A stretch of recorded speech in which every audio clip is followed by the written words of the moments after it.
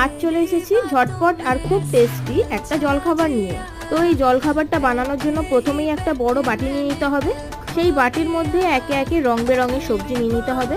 আমি ক্যাপসিকাম, গাজর, আলু, পেঁয়াজ আর কাঁচা লঙ্কা নিয়েছি। তারপরেই ওর মধ্যে দিয়ে দেবো 3টে ডিম।